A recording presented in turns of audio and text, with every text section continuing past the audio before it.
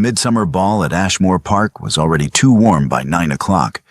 The candles burning fat and low in the heat, the air thick with powder and perfume, and the particular desperation of people who had dressed too carefully for a night that was not going to reward them. Esther Wycliffe, Countess of Ellingham for 18 months, and still not entirely certain the title belonged to her, was standing 6 feet from her husband with a glass of ratafia she had not yet tasted, watching the country dance from the edge of the floor when the woman appeared. She did not walk in from the door. She was simply there, the way a bad thought is simply there, rising out of the crowd between one measure and the next. Dark-haired, composed, beautiful in the particular way of a woman who has practiced composure until it resembles grace. She moved directly to Gabriel. She placed one gloved hand on his arm with the familiarity of long habit. And then, in a voice pitched to carry across the nearest quadrant of the room without appearing to try, she said it. "My darling, I had begun to think you would not come." The music continued for another 2 bars before the nearest couples registered what was happening. Gabriel Wycliffe went perfectly still. Not the stillness of a man caught, Esther thought, but something stranger. Something that looked almost like recognition. And the woman turned her profile to the room and added pleasantly that she was so glad to be among neighbors at last, given that the journey from London was so tiresome, and that she did hope the county would not judge her too harshly for the secrecy of a prior marriage contracted before Gabriel had installed his nurse at Ellingham. The word nurse landed where it was intended to land. Esther did not put down her glass. She stood with it raised halfway to her lips, and she looked at the woman directly, and she thought, "I know that face. Not from a drawing room, not from a social call. From a sick room in a house in Wiltshire 2 winters ago, where a gentlewoman named Tamsin Aldous had been dying by inches of a complaint no physician could name, and where a woman with dark hair and a traveling name had sat beside the bed for 4 days before vanishing with a silver box from the dressing table and a deed of gift that Tamsin had been too weak and too frightened to contest." The music stopped. It stopped because the musicians had reached the natural end of the figure. But the timing was such that every person in the room became aware of the silence at the same moment. Esther set her glass down on the tray of a passing footman. She smoothed the front of her gown, dark green silk, not fashionable, chosen because Gabriel had said once, quietly, that it suited her. And she walked 3 steps forward, so that she and the woman were of a distance where lowered voices would not carry, and raised voices would carry to the walls. "I don't believe we've been introduced," Esther said, "though I think you may have used a different name when we last met." The woman's composure held. "I'm afraid I don't know what you mean." "Tamsin Aldous," Esther said. "The house in Wiltshire, the silver traveling box from the dressing table, and the deed of gift that her sister contested for 14 months before the courts gave it up. You were using the name Mrs. Hartfield at the time, but the face is the same. I sat beside that bed for 6 weeks. I remember faces. It was 1 second, perhaps less." The woman's chin lifted a fraction of an inch and then returned to its previous angle. And if Esther had not been looking for it, she might have missed it entirely. But she had been reading people in sick rooms since she was 20 years old. Reading the shift behind the eyes, the breath that changed, the hand that moved before the mind decided to move it. And she did not miss it. Gabriel had not moved. He was standing with the woman's hand still resting on his arm, and he was looking at Esther with an expression she had never seen on him before. Something raw and exposed, and underneath that, something that looked very much like shame. Around them, the ballroom had gone the particular quiet of a room full of people who are pretending not to listen. The woman recovered. She smiled at the surrounding company, bright and untroubled, and said that she could not imagine what the Countess was referring to, and that she looked forward very much to clarifying the matter of her prior marriage through the proper channels, and that she was certain no one in this company would prejudge so serious a question. She did not look at Esther again. She looked at Gabriel. And Gabriel, who had not spoken a single word, finally turned his head and looked at Esther across 3 feet of parquet floor. And the look said something she could not yet read. And the dance master struck up the next figure, and the evening closed around them like water over a stone. They did not speak to each other again at the ball. They moved through the remaining 2 hours in the way of people managing a crisis by mutual unspoken agreement. Gabriel with the host and the neighboring landowners, Esther with the wives, who still greeted her, which was fewer than it had been at the start of the evening. She watched the dark-haired woman work the room. She watched the way the woman touched an arm here, lowered her eyes there, laughed at precisely the right moment. She was very good. Esther had seen con artists in sick rooms, people who came for the inheritance, for the jewelry, for whatever a dying person could be persuaded to sign. And the good ones always looked like this, like warmth, like ease, like someone who had nothing to hide, because hiding was beneath them. When the carriage came at 11:30, Gabriel handed Esther in without a word and sat across from her in the dark, and neither of them spoke for the first mile. She could feel him wanting to reach for her hand. She shifted toward the window before he could. He reached for her anyway, his fingers touching the edge of her glove in the dark, and then stopped when she did not turn back. He did not try again. Esther looked at the passing darkness outside the carriage window and held very still, and thought about a woman dying in Wiltshire, and a man who had gone white and motionless at the sight of a face he clearly recognized, and the question she did not yet have the answer to. What, exactly, had he recognized? Gabriel Wycliffe had not slept by the time the house was quiet. He sat in the library at Ellingham until the fire went to gray ash, and then he sat in the dark, and he thought about a face he had not seen in 12 years. He had not frozen because he doubted his marriage. He wanted Esther to know that. He had been trying to tell her in the carriage, and the words had not come, because the words never came when he needed them most, and because what he needed to say required explaining something he had spent 12 years not saying to anyone. The woman at the ball was not Lady Vivian Calloway. She was not anyone's wife. He did not know what name she was using now, but 12 years ago she had been a smiling stranger who appeared at the edge of his sister Honoria's social circle and worked her way inward, slowly and pleasantly, over the course of 18 months, until Honoria had no friends left that the woman had not quietly poisoned, no money left that the woman had not quietly redirected, and no trust left for the brother who had watched it happen and told himself repeatedly that Honoria was a grown woman and it was none of his business. Honoria was dead at 24, not by violence, by the particular slow collapse of a person who has been systematically stripped of everything that made them feel real. He had recognized the woman the moment she touched his arm, and he had gone still because in 12 years he had imagined what he would do if he ever saw that face again. And the answer, it turned out, was nothing. He had stood there and done nothing, exactly as he had done for the 18 months of Honoria's dismantling, and his wife had been the one to speak. He found out the next morning from Mrs. Poole, the housekeeper, that Esther's personal things had been moved to the still-room wing.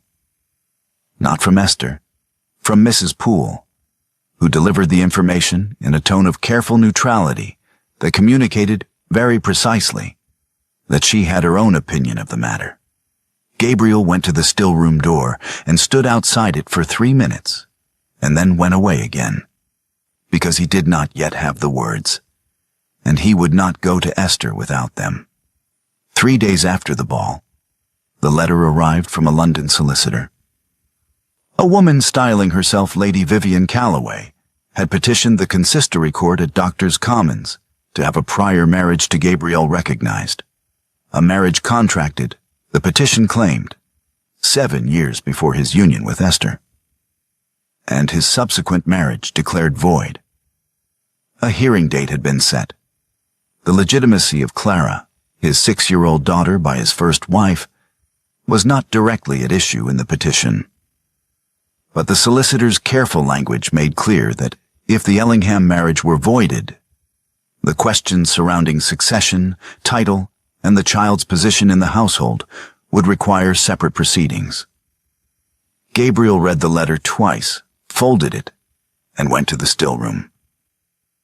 Esther was at the work table with her back to the door, grinding something in a stone mortar, and she did not turn around when she heard him enter. "There is a letter," Gabriel said, "from a solicitor in London. I think you need to read it." She turned then, and took the letter from his hand, and read it standing at the work table while the smell of dried lavender filled the room between them. And when she was done, she set it down and looked at him with an expression he was learning to read. Not cold, not angry, but the look of a woman who had decided some time ago to feel things privately. "Clara," she said. It was not a question. He answered quietly, "Yes." She folded the letter along its original crease and handed it back to him. "Then we need a solicitor of our own." The county turned in the way that counties turn, not all at once, not with any single declaration, but by degrees so small and so consistent that you could not point to the moment it happened, only to the fact that it had. The invitations from 3 neighboring houses stopped arriving in the same week. A 4th sent a note regretting a prior engagement for a dinner that had not yet been announced. At church on the following Sunday, 2 women who had previously greeted Esther with warmth greeted her with the particular brightness of people who have decided to be kind from a distance. And a 3rd did not greet her at all. Gabriel stood at her shoulder through every one of these moments and said nothing, because he did not know what to say. Because the things he could say, "She is an impostor. The claim is false. My wife is the Countess of Ellingham," sounded without proof. Exactly like what a man would say in his position, whether they were true or not. The garden party at Hadley was the worst of it in those first 2 weeks. Lady Hadley had not rescinded the invitation. Whether from loyalty or from the particular social bravery of a woman secure in her own position, Esther was not certain. And Gabriel had made clear that he intended to attend and that he hoped Esther would accompany him. She went because the alternative was to stay at Ellingham and let the county draw its conclusions unchallenged. They arrived in the early afternoon, and the lawn was full of people who managed, with varying degrees of skill, to be looking elsewhere when Esther came through the gate. She heard it within the first 10 minutes. A woman's voice, not lowered enough, saying to her companion that it was a pity the Earl had ever looked twice at a sick-room nurse, and that one could hardly be surprised when the past arrived to complicate matters.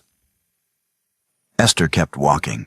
She did not alter her pace, did not turn her head, did not give the voice the satisfaction of a reaction. Gabriel was at her shoulder before the sentence was finished. His hand came to the small of her back, not a grip, not a pull, just a steady, deliberate pressure that said, "I am here, and I am staying." And he did not remove it for the remainder of the afternoon. He steered her toward Lady Hadley, made conversation, accepted a glass of lemonade, and kept his hand where it was through 2 introductions and a tour of the rose garden. And Esther noted it and stored it, because it was the gesture he had not made in the ballroom. And she was not yet ready to tell him what it meant to her, that he was making it now. She was not yet ready to tell him anything. The distance she had maintained since the night of the ball was still holding, and she was not ready to surrender it on the basis of a hand at her back at a garden party, however much she might have wanted to. 3 days after Hadley, the woman came to Ellingham. She came alone in a hired carriage without announcement, and she walked through the front door as though she had been expected, and she asked for the Countess. Mrs. Poole showed her to the morning room and sent a girl for Esther, and Esther came downstairs in her working dress. She had been in the still room and did not change it. The woman was standing at the window when Esther entered. She turned and looked at the working dress, and something in her expression shifted toward satisfaction, and that shift told Esther everything she needed to know about how this conversation was going to begin. "I'll come directly to the point," the woman said. "I have no wish to drag this through the courts if it can be avoided. A financial settlement, something appropriate to the inconvenience, and I will withdraw the petition. No hearing, no public record, no damage to the child. It would be better for everyone." "Better for you," Esther said. "Better for you, I should think." The woman moved away from the window. "Your position here is already uncertain. If this goes to the consistory court, your history as a hired nurse will be read into the public record. Every household in England will know exactly what you were before Gabriel Wycliffe made the mistake of marrying you. I am offering you a way out of that." "You're offering yourself a way out," Esther said. "I'm the obstacle, and you've come to buy me off or frighten me off before I become inconvenient. I imagine that's worked before." The woman went very still. "Tamsin Aldous," Esther said. "I nursed her through her final 6 weeks. I was in that room when you were in that room, and I remember what you took. And I remember what you said to her when you thought she was past understanding, and I remember the locket you wore at your throat, the one with the engraving on the inner case." She paused. "I would like that locket back."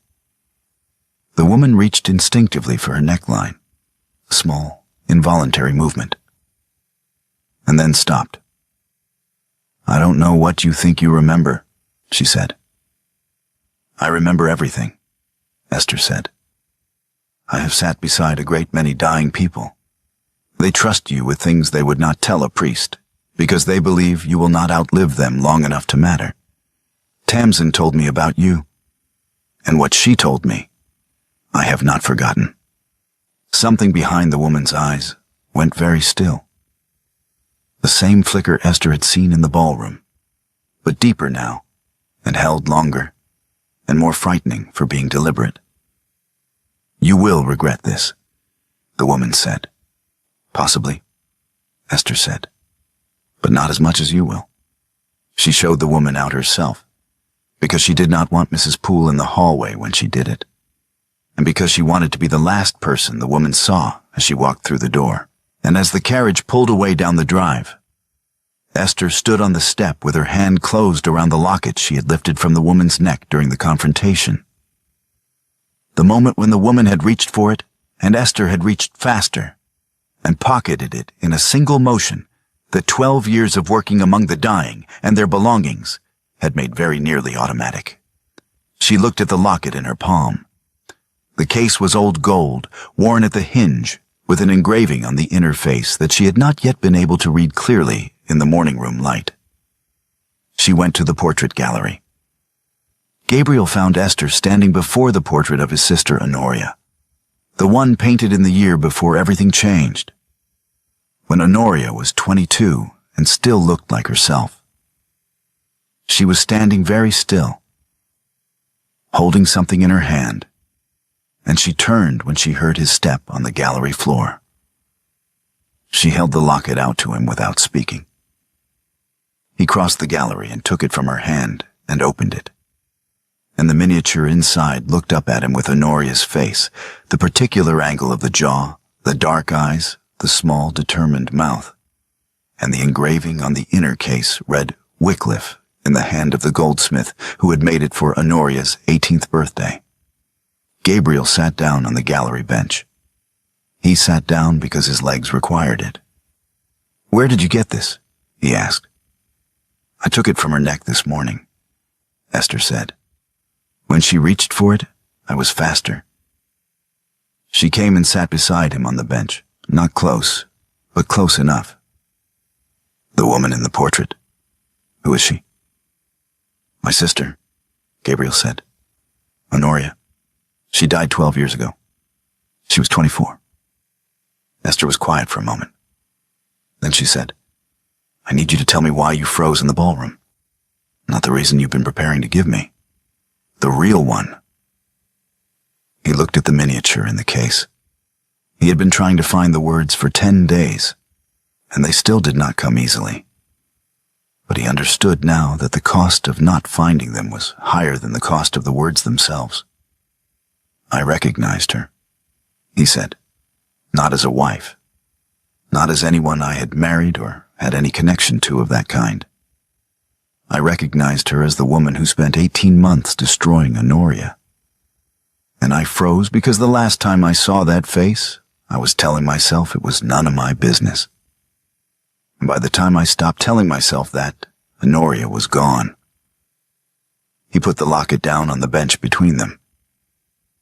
"I froze because I had failed my sister by standing still. And I was standing still again, and I knew it, and I still could not move. And you spoke before I did." Esther looked at the locket. "She was at Tamsin Aldous' deathbed," she said. "2 winters ago, in Wiltshire. She used a different name, Mrs. Hartfield. But it was the same woman. Tamsin told me about her, in the last days, when she was past caring what she said. She told me about a previous name, a previous household she had worked her way into, a previous estate left considerably poorer." She paused.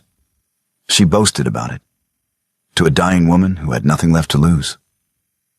Gabriel looked at his wife. "She was boasting about Honoria," he said. "I think so," Esther said. "I didn't know Honoria's name at the time. But the description, the estate, the sister, the brother who didn't intervene, it fits." They sat with that for a moment, the 2 pieces of knowledge settling into each other like the halves of a broken thing found separately and brought back together. His 12 years of guilt and her 6 weeks of testimony, and between them the shape of a woman who moved from house to house and left wreckage behind her and was very nearly going to get away with it again. Gabriel picked up the locket and turned it over in his hand. "She's going to escalate," Esther said. "I told her I remembered Tamsin Aldous, and she knows I have the locket. She won't withdraw. She'll push harder." "Then we push back," Gabriel said. It was the first time since the ballroom that he had said "we" and meant it as something other than a formality. And Esther heard the difference, and said nothing. And they sat together in the portrait gallery with Honoria's face looking down at them from the wall. And the quality of the silence between them had shifted into something neither of them felt the need to name. Clara woke burning that same night. The sound came through the wall at 1:30. Not a cry, but the particular thin whimper of a child who is too miserable even for tears. And Esther was in the corridor before she was fully awake, her feet finding the floor from long habit, her hands already reaching for the candle on the nightstand. She was in Clara's room within 2 minutes, and Gabriel was in the doorway within 4, and neither of them commented on the fact that they had each come from separate wings. The child's fever was high. Not the highest Esther had managed. She had sat beside fevers that would have frightened a physician. But high enough, and in a 6-year-old, high enough was always serious. "I need the still room," Esther said to Gabriel. "The blue bottle on the second shelf, and the cloth strips in the cedar box. Can you fetch them?" He went without question, and came back without question, and took up his position on the far side of Clara's small bed without being asked. For 6 hours they worked on opposite sides of the mattress. Cool cloths, measured doses of the febrifuge Esther had prepared 3 weeks ago for exactly this kind of night.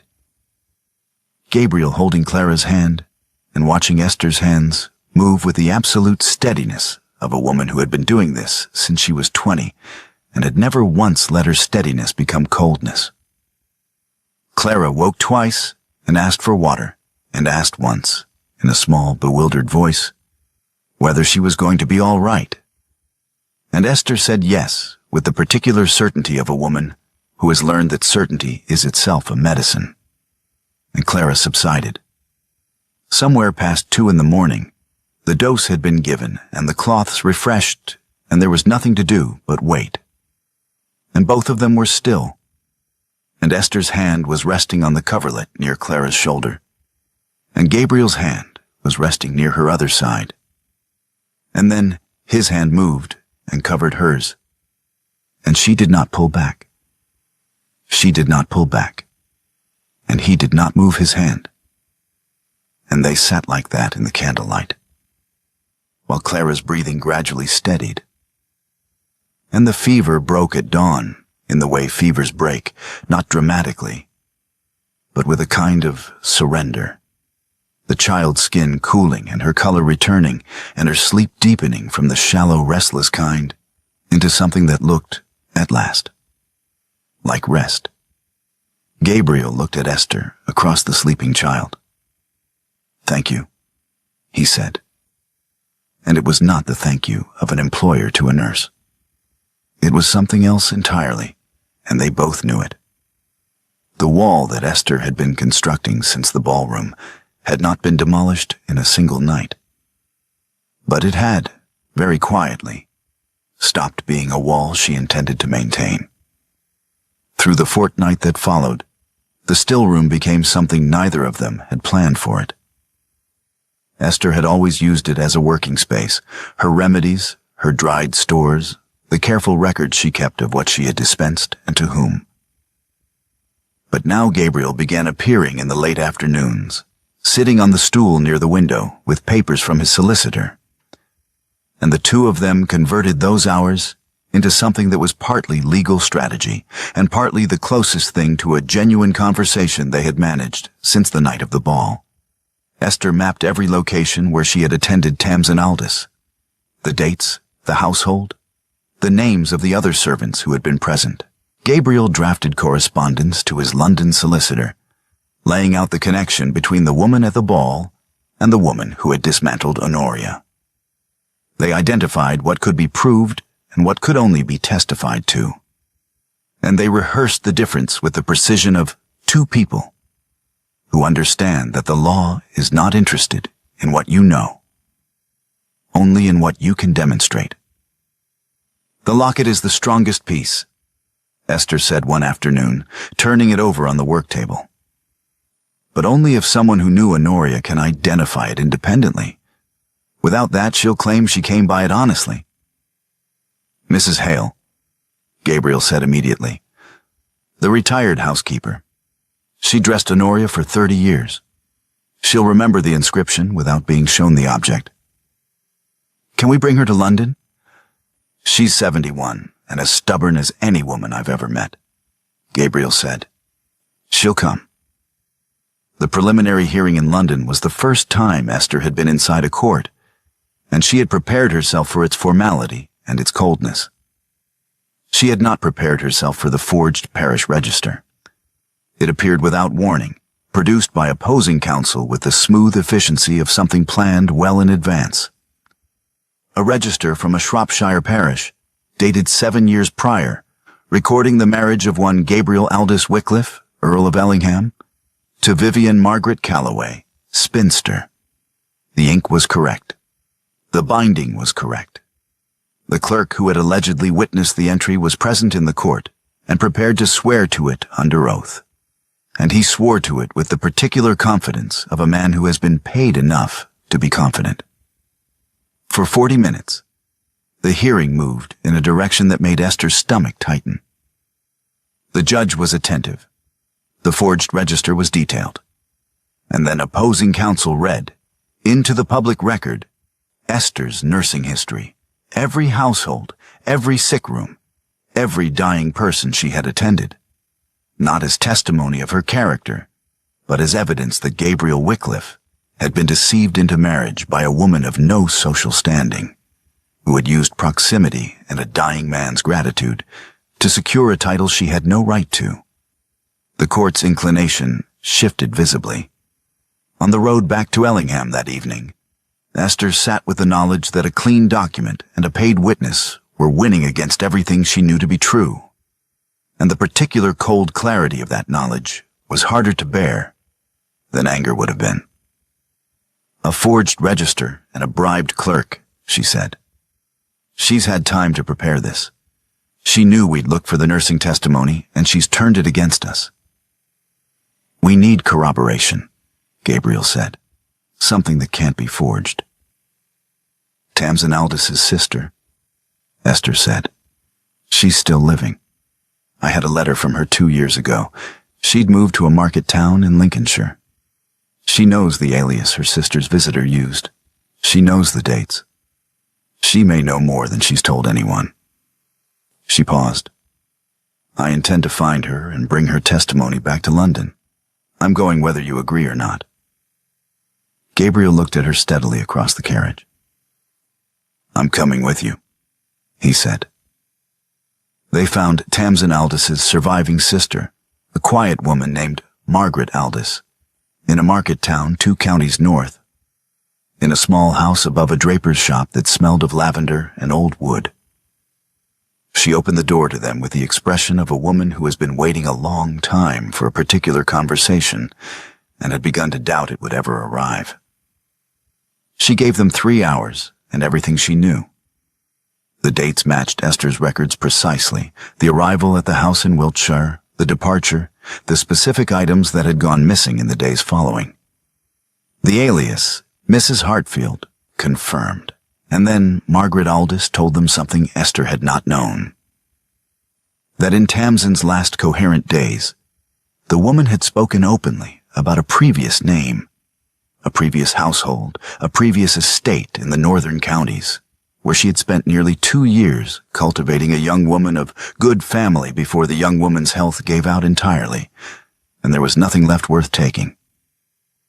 She said it like it was a story she was proud of. Margaret Aldis said, her hands very still in her lap. "My sister was dying, and this woman sat beside the bed and told her about the other women she had done this to, and she laughed while she told it. I've thought about that laugh for 2 years." "You'll testify to this?" Gabriel asked. "In the consistory court in London?" "I've been waiting for someone to ask me," Margaret Aldis said. They also stopped at the Ellingham Dower House on the way back, where Mrs. Hale, 71, sharp-eyed and exactly as stubborn as Gabriel had promised, listened to their account of the locket without asking to see it, and then recited the inscription from memory. Wycliffe in the engraver's hand, above a miniature of Miss Honoria painted in the year of her 18th birthday. She said she would come to London and say so in front of any judge in England, and that she had been saying Honoria deserved better for 12 years, and that she was glad someone was finally listening. They stayed that night at an inn 2 miles from Ellingham, and arrived home the following evening in the early dusk. And Gabriel found Esther in the herb garden, checking her still-room stores by lantern light, methodical, practical, moving through the rows of dried stems with the quiet competence of a woman who has always found clarity in useful work. He came through the garden gate and stopped a few feet from her, and she looked up from the lantern. "I should have stepped between you and that ballroom the moment she opened her mouth," Gabriel said. "I should have been in front of you before she finished her first sentence. I know that. I knew it that night. And I have known it every day since. And I don't have an explanation that makes it better. I only have the fact that I did not, and that I am sorry for it." Esther set the lantern down on the garden wall. She looked at him for a moment in the dusk light. The angles of his face, the effort it cost him to say things plainly. and then she crossed the 3 feet of herb garden between them and kissed him once, slowly, with her hands against his chest and his hands coming up to her shoulders and the smell of lavender and thyme all around them in the evening air. It was the first kiss of their marriage that neither of them had chosen because it was required. It was chosen because they meant it, and they both knew the difference. "Tomorrow we go to London," Esther said, when she stepped back. "Tomorrow we go to London," Gabriel said. The consistory court at Doctors' Commons was a room that had been designed, Esther thought, to make people feel small. The ceiling was high, and the light was gray, and the benches were hard, and the judge sat at a considerable elevation and looked down at the proceedings with the expression of a man who had seen every variety of human dishonesty and was not surprised by any of them. Nell Crabbe. For that was the name that would eventually attach itself to the woman, though she entered the court as Lady Vivian Calloway, sat on the petitioner's side in a gown of deep blue silk, composed and attentive, with her solicitor at her elbow and the forged register on the table before him. She did not look at Esther when Esther entered.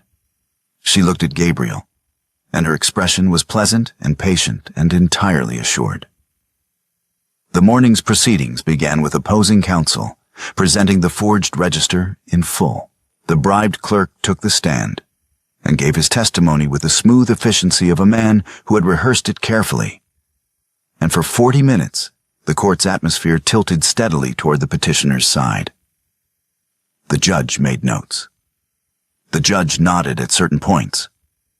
The judge began, in his summary remarks before the lunch adjournment, to lay out the preliminary shape of a ruling that would recognize the prior marriage and void the Ellingham union. Gabriel's solicitor presented their counter-testimony after the adjournment. Margaret Aldis's account of the alias and the dates, carefully documented. But opposing counsel attacked it as the grievance of a bereaved sister with a personal interest in the outcome. And the attack was not ineffective.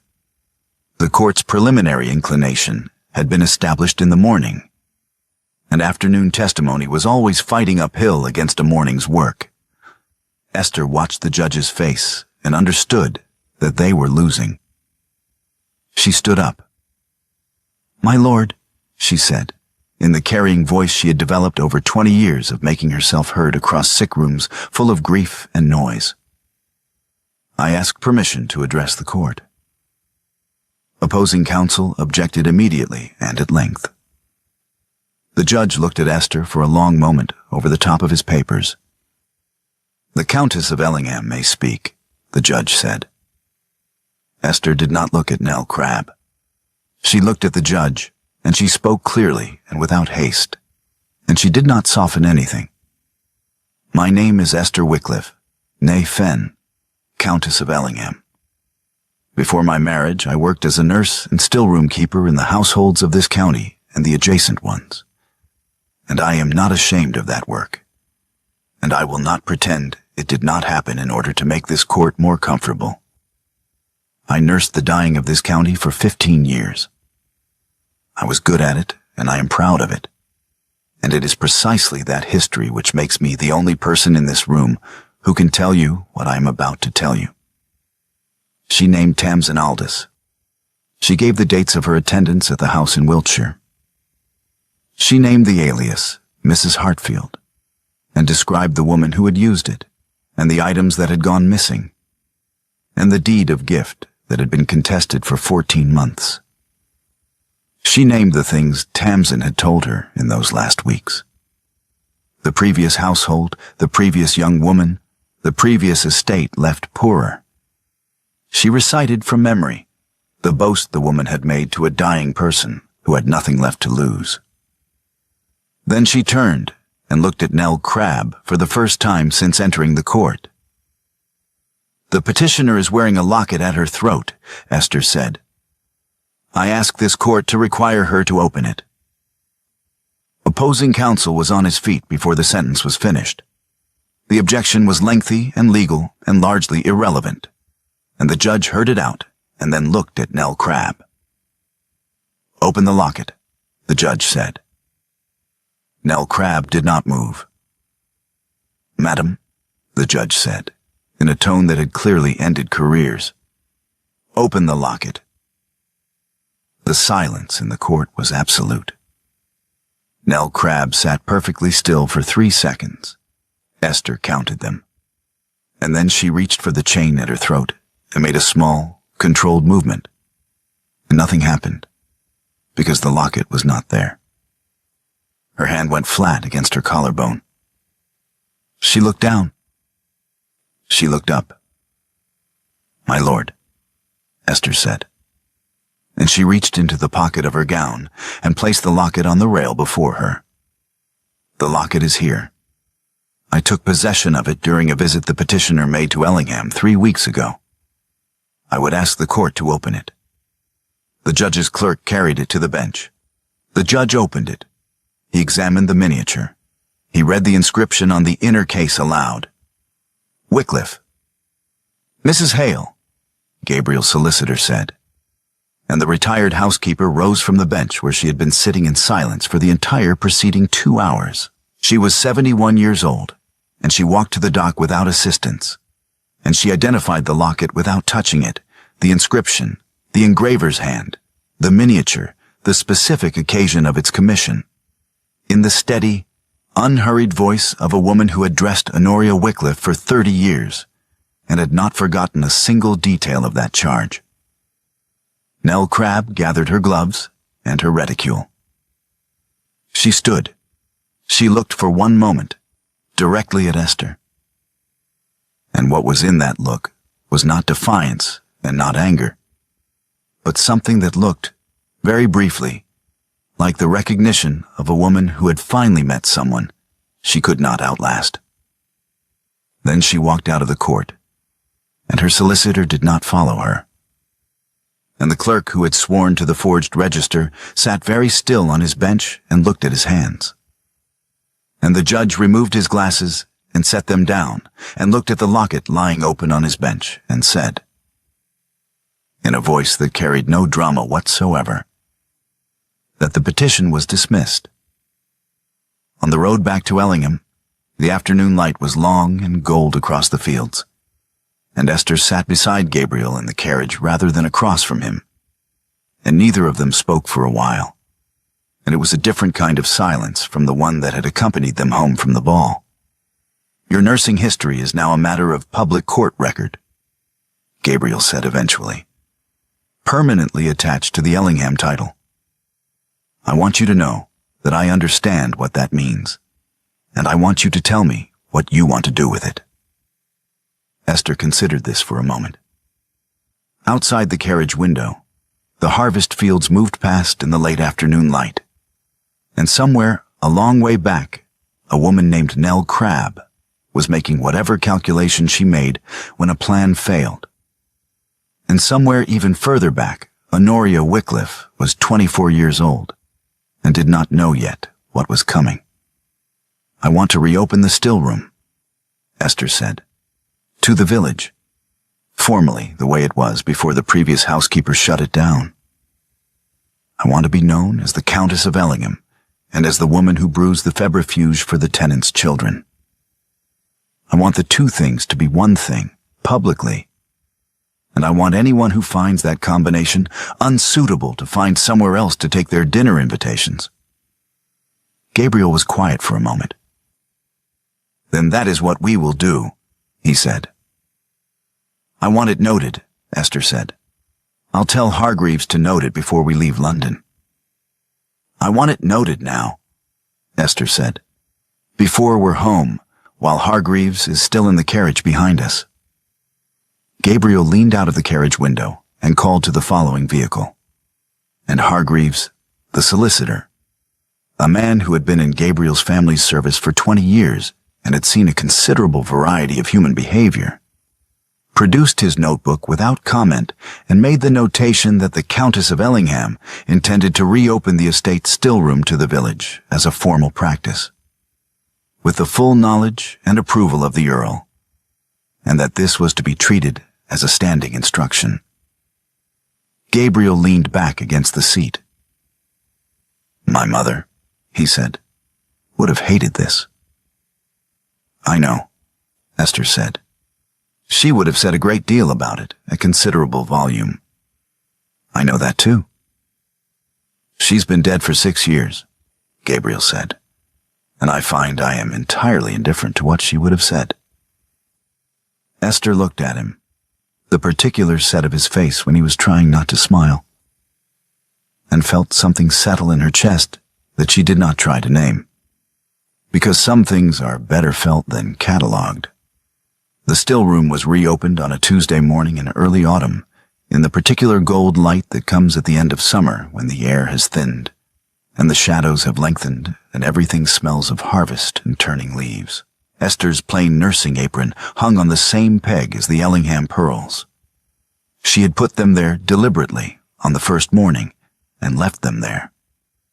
And the shelves held the remedies she had been rebuilding since the campaign in the stillroom afternoons. The febrifuge, the wound poultice, the cough syrup that the tenants' children had been coming to the estate for since before Esther had arrived. Clara sat at the work table with a basket of dried lavender, separating the stems from the flowers with the careful concentration of a 6-year-old who has been given a real task and takes it seriously. She asked, every few minutes, whether she was doing it correctly, and Esther said yes each time, because she was. A tenant farmer's wife had brought her youngest daughter that morning, a child of 4 with a chest complaint that had not cleared through the summer. And Esther was at the grinding stone working through a remedy for it, the pestle moving in the steady rhythm she had been using since she was 20 years old, while the farmer's wife sat on the bench near the door and watched with the expression of a woman who is deciding whether to trust something. "You were really a nurse?" the woman asked. "Before all this?" "I was," Esther said, "for 15 years. And now you're the Countess." "And now I'm the Countess," Esther agreed. "Both things are true at the same time. I find that is generally how it works." The farmer's wife considered this. Clara looked up from her lavender to see if it was the kind of conversation that required her attention, decided it was not, and went back to her stems. Gabriel was in the open doorway with the garden behind him, reading correspondence in the morning light, the household moving around him in the easy way of a house that knows its own rhythms. He looked up from his papers at some point and found Esther looking at him across the length of the still room. And he held the look for a moment, the particular look of a man who has learned, later than he should have, that the most important things in his life were already in the room with him. The door stood fully open. The garden was bright behind it. Clara's hands moved through the lavender, sorting the good from the spent. The grinding stone turned. The remedy took shape. And outside, on the drive, the farmer's wife's carriage waited to take the remedy home. And the county went about its business, and the Countess of Ellingham worked at her stone in her plain apron with the pearls on the same peg. And the door of the still room at Ellingham stood open to anyone who needed what was inside.